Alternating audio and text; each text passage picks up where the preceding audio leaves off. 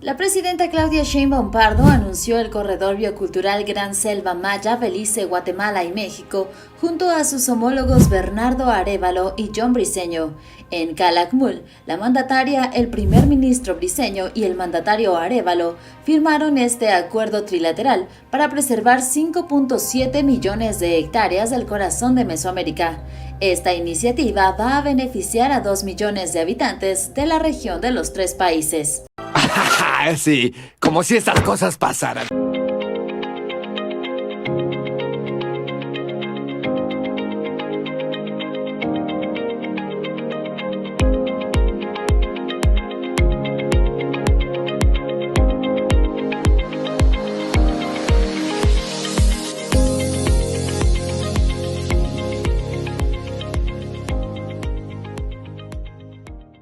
Saludos liberales clásicos, sean bienvenidos una vez más a Fusionista Propone, este espacio donde nos reunimos los liberales clásicos de Guatemala, la verdadera derecha, para traerte las soluciones reales y definitivas que necesitas escuchar, sobre todo en este clima de politiquería, donde lo único que vas a ver en los programas de difusión de contenido y programas de análisis, pues es eso, ¿no? Un análisis sin propuestas. Aquí traemos propuestas políticas desde la derecha auténtica, que desde luego van a romper con muchísimos paradigmas y que son necesarias atender, porque sin ellas, pues Guatemala va a seguir su rumbo hacia el caos, hacia la desesperación, la pobreza y la miseria. Como siempre es un gusto que me acompañe Jorge Chapa, secretario general del Partido Fusionista. Jorge, qué gusto saludarlo. Nos encontramos acá en este humilde set, no nos encontramos allá en Tikal. Bueno, sí, en Calakmul. Calakmul. Bueno, sí, Gabriel, mira, en nuestro afán de hacer gobierno a la sombra, que es la campaña sobre la cual desde el año 2024, cuando asume la presidencia el presidente Bernardo Arévalo, esta 10ª legislatura, pues los fusionistas nos damos a la tarea de hacer seguimiento, análisis, juicio crítico y fundamentalmente contrapropuesta, ¿no? Contrapropuesta a las políticas públicas y leyes que desde el oficialismo y esa pseudo oposición pues se lanzan. Así que pues en ese afán, bueno, mencionabas Tikal, mencionabas Calakmul.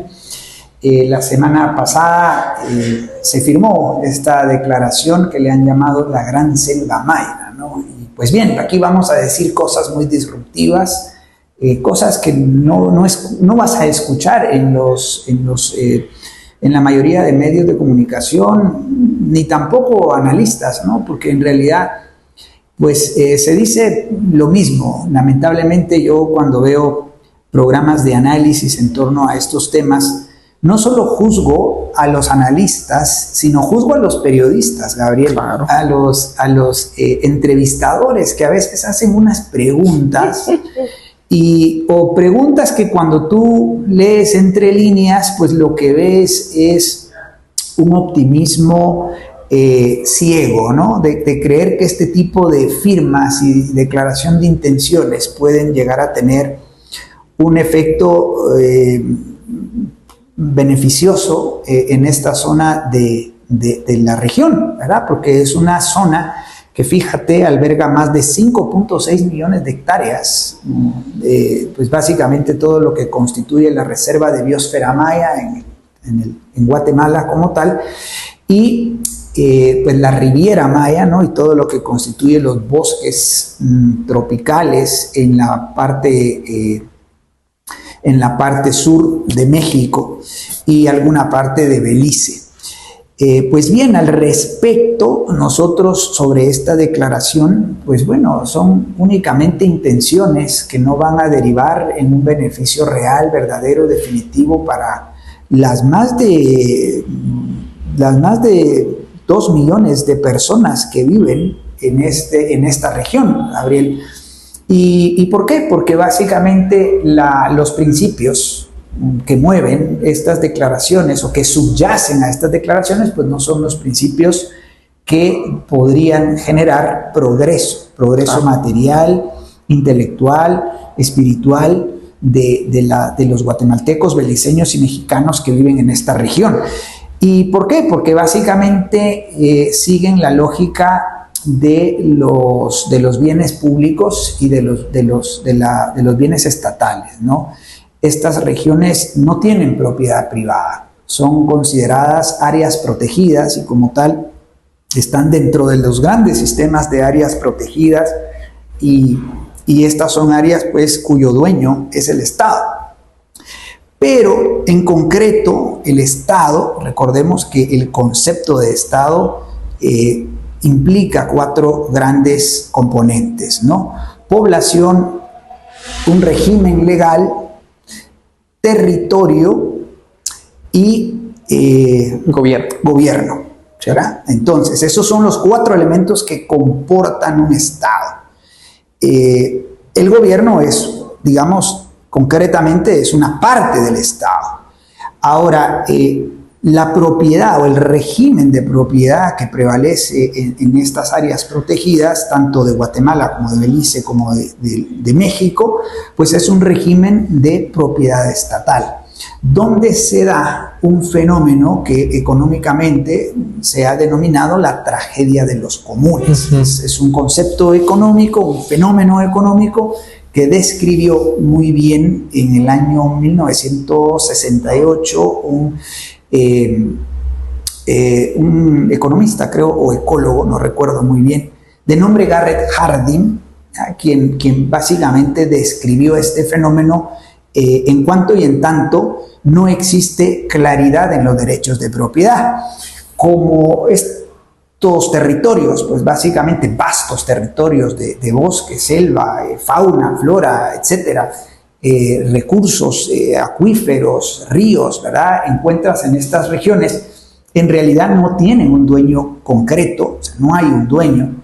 Entonces, lo que ocurre, lo que sucede es que las personas tienden a optimizar el aprovechamiento de esos recursos hasta agotarlos, porque no tienen la certeza de que al regresar puedan encontrar la misma cantidad o la calidad de los recursos naturales que existen en estas regiones. Entonces, la tragedia de los comunes, como explicación de un fenómeno de desorden ante la ausencia de un régimen de propiedad privada, pues lo que ocurre es que se explotan a tal nivel que llegan al momento trágico en la que los comunes, o sea, esos recursos de uso común, están agotados, depredados y pues básicamente en la pura extinción. ¿Y a quién responsabiliza, Jorge, si nadie era dueño de esos? En efecto, esa es una de, digamos, de las consecuencias sociales y políticas, evidentemente, ¿no?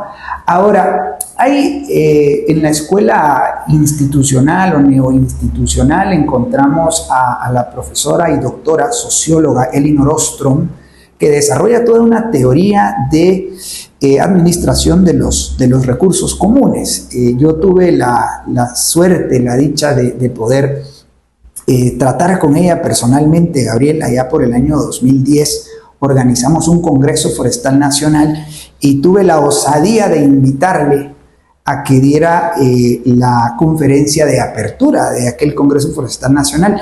Yo estaba en aquel momento en la comisión organizadora del Congreso y pudimos tenerle de manera virtual a la doctora Elinor Ostrom, a quien yo recuerdo de verdad con mucho aprecio. He leído muchos de sus ensayos, de sus aportes intelectuales y académicos. Y bueno, los aportes que ella hace van en la línea de 8 importantes condiciones que deben cumplirse a fin de que esos recursos comunes puedan ser administrados, ¿no? Es interesante, tal vez el tema de la propiedad no está muy claramente, digamos, sostenido en esta visión de la doctora Elinor Ostrom, pero sí otros elementos como, por ejemplo, la descentralización y el federalismo, ¿no? Ella es norteamericana y entonces el federalismo legal, funcional y fiscal del cual goza aún Estados Unidos ha generado, digamos, arreglos institucionales que permiten resguardar ciertas áreas de uso común. Entonces, dicho esto, digamos, haciendo estos matices, Gabriel, quiero decir que en el caso de Petén, y en el caso de la Reserva de Biosfera Maya, que conozco muy bien, he estudiado, por cierto, tengo un artículo en mi blog que titulé ¿Cómo convertir a Guatemala en una potencia forestal mundial? Hago énfasis en el Petén porque es, bueno, una reserva importante de bosques en Guatemala. Es importante indicar dos aspectos. Número uno, la parte de la zona de usos múltiples, en donde se asientan alrededor de, no recuerdo si son 20 o 22 comunidades forestales comunitarias y 2 empresas. Hay 2 empresas y más o menos 20 o 22 organizaciones forestales comunitarias que se agrupan en torno a esta región y han logrado proteger más de 500,000 hectáreas de bosque desde el año, creo que fue 92-93. Esto es importante porque hay que entender que la figura, digamos, o la institución que ha detonado esa conservación más o menos exitosa en esta región se debe a una concesión que le da el Estado de Guatemala a estas organizaciones en clave de propiedad privada. Claro. O sea, hay un ejercicio, hay un atisbo de propiedad privada en estas regiones, en estas 500,000 hectáreas de bosque. Y eso las ha preservado. Y eso ha logrado que los comunitarios de alguna manera lo sientan suyo, ¿no? Sí. Sientan, perciban y crean que les pertenece, y por tanto el fenómeno de la tragedia de los comunes tiende a ser aminorado. No obstante, hay leyes malas que le caen a las organizaciones forestales comunitarias, como la ley de áreas protegidas, el decreto 4-89, que les cae encima. Por cierto, por boca de la ministra Patricia Orantes supe que se desestimó y se rechazó un plan de manejo forestal. Me parece que en esta zona, que es la zona que aglutina a la Asociación de Comunidades Forestales del Petén, ACOFOP. Y me parece que es importante entender que cuando hay un régimen de derechos de propiedad privada, cuando esa propiedad es claramente definida, jurídicamente defendible y económicamente transferible, el principio DDT, como nos gusta llamarle, entonces, por añadidura, tienden a hacerse arreglos institucionales que real, verdadera y definitivamente preserven, y no solo preserven, sino potencien esas áreas. Eso por un lado. Por el otro lado, decir, Gabriel, que, y es que este es un tema amplísimo, ¿no? A mí me gusta mucho porque lo he estudiado, pero hay que decir que una tercera parte del territorio nacional es propiedad estatal, sí, ¿verdad? Más del 30%, es decir, más de 35,000 kilómetros cuadrados, pues prácticamente están en propiedad estatal, y bajo ese régimen de propiedad, pues lo que encontramos no son áreas protegidas, son áreas desprotegidas, ¿no? Muchas de estas áreas están en el Petén, todo lo que es la Reserva de Biosfera Maya, la Laguna del Tigre, que hoy está invadida después de que Perenco finalmente terminara pues de tener presencia. A las horas habían ya invasiones, hay narcoganadería, la Sierra de Lacandón, que es otro parque natural que está allí. Estas 2 áreas protegidas están pues prácticamente desprotegidas y en franco deterioro. Y es precisamente porque el Estado no es quien y no tiene digamos, no son sus funciones propias y naturales el cuidar regiones naturales o parques naturales, ¿no?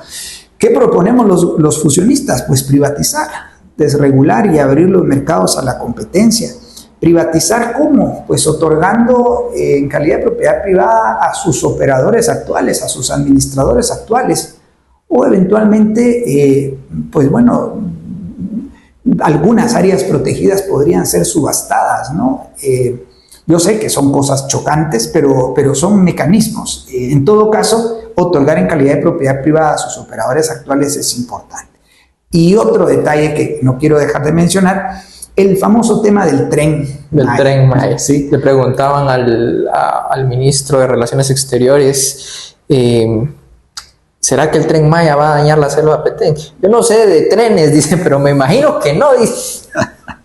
Eso fue el ministro de Relaciones Exteriores. Sí, Carlos Martínez. Sí, Carlos Martínez. Bueno, sí, mira, sobre este tema es importante, ¿no? Estos gobernantes de signo socialista, progresistas, como Bernardo Arévalo y Claudia Sheinbaum, pues se lanzan estos megaproyectos, ¿no? Y la gente tiende a confundirse, porque la gente dice, no, pero si son de izquierda, ¿por qué hacen trenes? Bueno, mira, hacen trenes porque prácticamente tienen la sartén por el mango, ¿no? Sí. O sea, tienen el decálogo del manifiesto comunista de Marx aplicado de lleno a lo largo y ancho de todas nuestras leyes. Tienen ahora impulsado el progresismo y el marxismo cultural. Así que bien, un tren no cae mal, digamos, para mantener vivo al hospedero, ¿no? Que es este entorno del cual se aprovechan y parasitan, ¿verdad? Por eso mismo, pues tenemos esa analogía, el dilema del parásito, ¿no? Cuando el parásito, en este caso el socialista, ya ve que ya no hay condiciones de crecimiento económico, pues bueno, hay que hacer un tren para que algo circule ahí y la gente crea. Ahora, la pregunta siempre es, bueno, ¿en ese tren qué van a circular? Personas con ese nivel de inseguridad que hay en esa región, bienes y productos con tantas restricciones, aranceles que hay en nuestros países.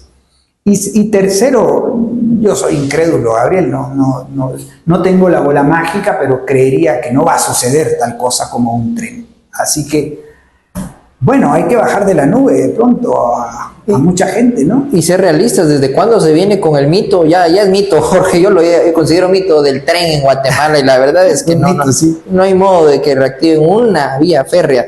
En primer lugar, sí, señalar eso, Jorge, inconsistencia por parte de la presidente Claudia Sheinbaum, del presidente Arévalo y del primer ministro John Briceño.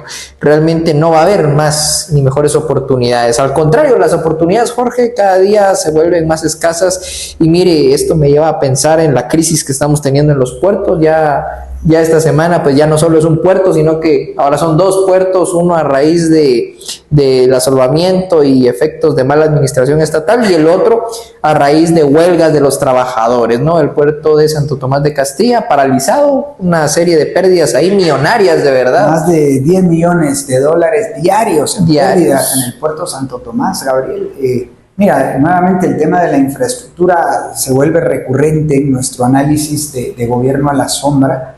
Pero decirle a la gente, no le pidas peras al olmo, ¿no? Hay un artículo que titulé de esta manera: no puedes esperar de un gobierno socialista y progresista como este soluciones reales y definitivas, porque no está en su vena, no está en el ADN solucionar estos problemas. Sino empeorarlos más. Claro. Mira, Gabriel, el tema de la inseguridad, 272 homicidios en julio del año 2025 y más de 2.400 denuncias de extorsión. O sea, los problemas de inseguridad que en nuestro proyecto político, la seguridad es primero, la justicia es de verdad y las obras de infraestructura pública son de calidad. Esas son nuestras tres narrativas en torno a las tres funciones propias y naturales de los gobiernos. Los datos, de verdad, los datos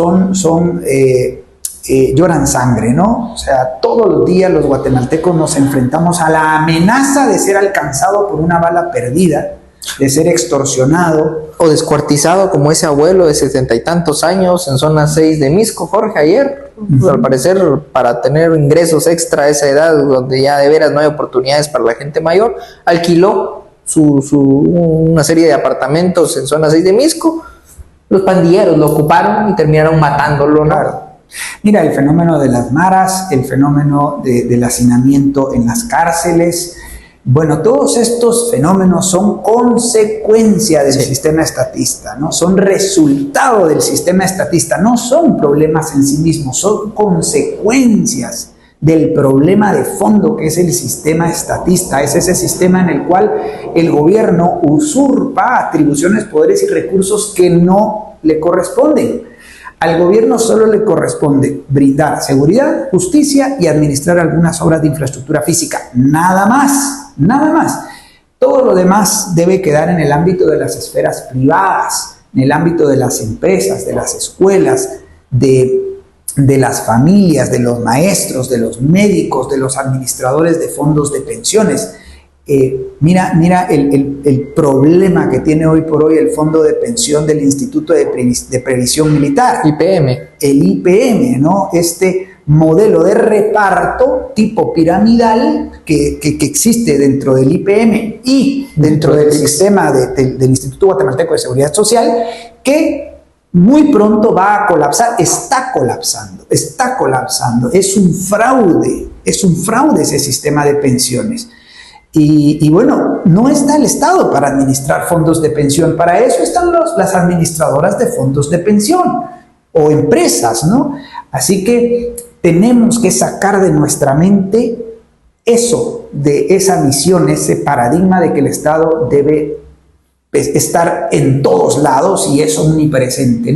No, el Estado no debe estar a cargo ni de la agricultura, ni de la alimentación, ni de la desnutrición crónica, ni de la pesca y acuacultura, no debe estar a cargo de los bosques, de las áreas protegidas, de la economía, los salarios, del comercio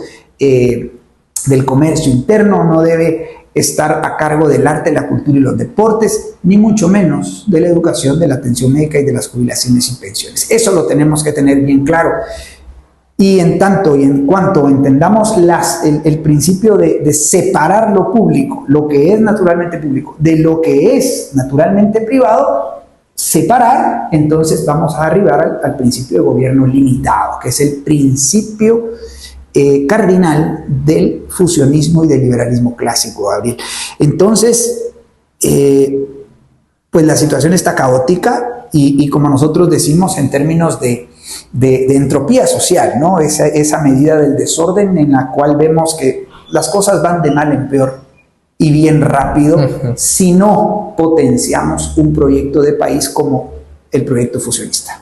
Y las cosas van a empeorar. Yo, digamos, a mi familia a veces no es que me guste alarmarla, ¿no? Sino mantenerla con cierta constancia y pues teniendo realismo de que las cosas se van a poner peor si no actuamos. Y es que, vea Jorge, si no empezamos a tomar distancia de algunas instancias supranacionales, si no empezamos a derogar leyes malas, y si no empezamos a aplicar las 5 reformas, estimado guatemalteco, nos vamos a ir más a fondo y más a fondo. Esa es la cuestión. Nunca hay un fondo que tocar, siempre vamos a estar peor y peor y peor y peor. Y ustedes se imaginan, bueno, con estos niveles de violencia, de miseria, ¿se podría estar peor? Se puede estar peor. Si no actuamos ahorita, se puede estar peor, estimado guatemalteco. Y tenemos 2 destinos, Jorge, punto Haití o punto Cuba.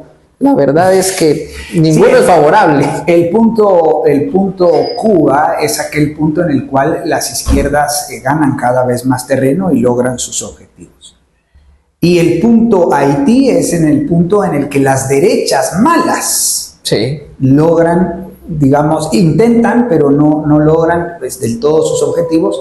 Por un lado hay tiranía y por el otro lado hay anarquía, hay desorden. El punto medio es la democracia liberal. Nosotros somos demócratas liberales clásicos.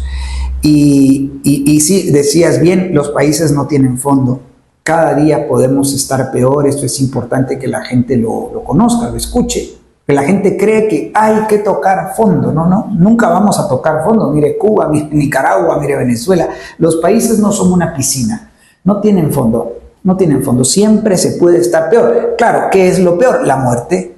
Si la muerte un día le toca a usted, estimado espectador, ese es el gravísimo problema, o a uno de sus hijos, o a un su familiar. Y entonces, ¿qué hizo usted para evitar eso? Esa es la pregunta del millón. Decías organizaciones supranacionales, Gabriel, ahí tenemos la visita a la OIT. Una visita que viene tripartita ya del 19 al 22, o sea, en estos momentos se está llevando a cabo la visita de la OIT, la Organización Internacional del Trabajo, la OIE, que es la Organización Internacional de Empleadores. Mira, ya me imagino esos empleadores. Y la CSI, la Confederación Sindical internacional. Esta es una comisión tripartita en la cual, fíjate, lo que vienen en torno a hacer es a evaluar, entre otras cosas, la Comisión Nacional Tripartita y cómo funciona la fijación del acuerdo del salario mínimo, que es a través de un acuerdo ministerial. Quieren elevarlo a una ley. Así que, bueno, esto se viene muy, muy mal y lamentablemente... Es fogoneado por las derechas malas, Jorge. Fogoneado por las derechas malas porque ahí hay empleadores, es decir, empresarios mercantilistas que prefieren plegarse al sistema antes que pues darle un giro de 180 grados, ¿no? Entonces, bueno, son empresarios mercantilistas o en el mejor de los casos lo que tienen son microambiciones, mantener todo como está y mantener la nariz por encima de la superficie. Esto es lamentable, es lamentable. Hay que apostar por soluciones radicales, completas, congruentes, auténticamente liberales clásicas y de buena derecha para salir de este abismo en el que nos encontramos, ¿no? Porque de lo contrario, bueno, hay que tener cuidado porque el oficialismo y estas izquierdas, estos gobiernos de izquierda, pues te lanzan puros globos y puras utopías, ¿no? Por ejemplo, me viene a la mente el famoso tema de la ruta del chip. No lo hemos comentado muy específicamente, pero bueno, es uno de esos tantos programas en los cuales Guatemala y Taiwán nuevamente, ¿no? Se inventan el asunto de la ruta del chip y de que nos vamos a convertir en un país productor de semiconductores y demás. A ver, nosotros no tenemos nada contra Taiwán, qué bien que hayan relaciones comerciales con Taiwán, pero la verdad es de que la ruta del chip no va a sacar de la pobreza a más del 50% de la población, ¿no? Y creo que alimenta y fogonea esa perversa relación que hay ahí con Taiwán, más bien anti-China, ¿verdad? Y entonces, bueno, los fusionistas hemos dicho claramente que debemos abrirnos diplomática y comercialmente a la República Popular de China, adoptando el principio de una sola China, dejar que ellos solventen su situación y dejar de ser uno de los 13 países en el mundo que aún no reconoce diplomáticamente a China. Es de verdad una cuestión vergonzosa, patética realmente cómo Guatemala continúa en ese universo paralelo, ¿no? Donde no existe China. Donde no existe ese gigante asiático. Es impresionante, Gabriel. Pero bueno, creo que son los temas que tenemos y a los cuales invitamos en materia de gobierno a la sombra a nuestros espectadores para analizar, para aprender y estar muy cerca de nosotros, nuestro contenido, nuestras redes sociales, ¿no? Y apoyarnos, estimado guatemalteco, apoyarnos para poder constituirnos en un partido político legal, digamos, al amparo de la perversa ley electoral y contra partidos políticos, y que se nos permita llegar al Congreso de la República. Que tú, estimado ciudadano, nos permitas llegar como representante de estos valores de derecha buena, auténtica que traemos. Invitamos a ver el reciente episodio que sacamos hace algunos días sobre cómo pues solicitamos tu permiso para entrar al Congreso, apoyándonos con muchos recursos. Es necesario, buenos empresarios, a ver qué prefieren, darle 2 millones a Fusionista para que se constituya en partido o gastarse 500 millones en asuntos legales cuando los socialistas vengan con las expropiaciones. Ustedes deciden, estimados amigos. Mientras tanto, seguiremos nosotros haciendo buena política, Jorge, pendientes de lo que está pasando en el Congreso de la República y bueno, activando en favor de la transición al capitalismo liberal. No hacemos otra cosa sino intentar convertir a Guatemala en una potencia mundial, Gabriel. Seguimos avanzando sin prisa, pero sin pausa, con Dios y con la verdad por delante. Hasta la próxima.